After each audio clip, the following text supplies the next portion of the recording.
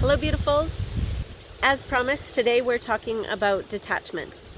And I just wanted to remind people when I'm talking about detachment, sorry, I was a little crooked there.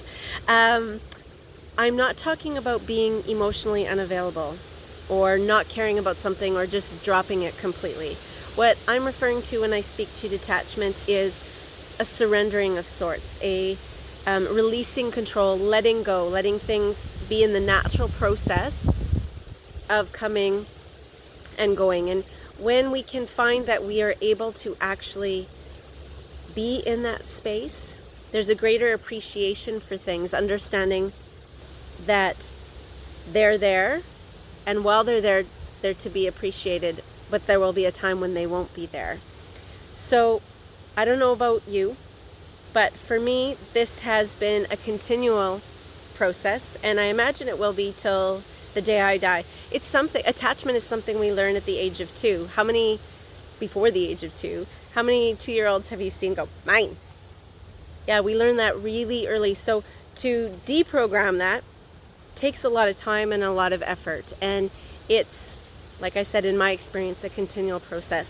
So 3 of the ways that we can implement in our experience to help us detach, we'll discuss really briefly here today. The first one is understanding the true nature of things, that nothing in life is stationary, be that the difficult times or the happy times, people, things, places, everything is transitory. And when we can understand that from a cellular or an experiential place as opposed to just being in our mind, that is profound, because it allows us to see one flower wilt and be okay with that, because we know 1,000 more will bloom. And it sounds really simple, and the premise is simple, but to actually cultivate that to the point where we fully understand it on an experiential level takes time, and it takes patience and practice with ourselves. A second way that we can practice detachment is to really understand that what we consider to be control is just an illusion. And when we can experience everything from the place of it being lent to us, again, it's very similar to that first one, but under the aspect of control, that we can't keep things no matter how much we want them.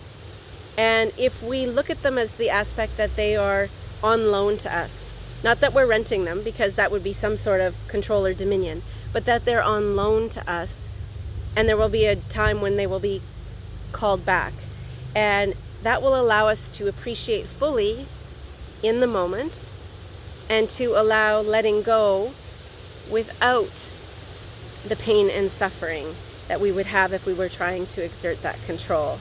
And the third way that we can help us practice detachment is to really, truly get to know who we are.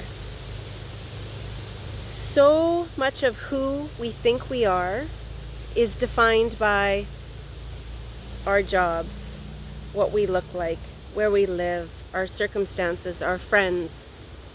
And yet, none of those things are who we are.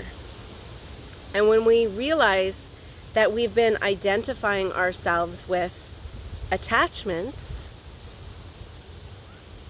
that might provoke us to go a little deeper and try to find who we really are.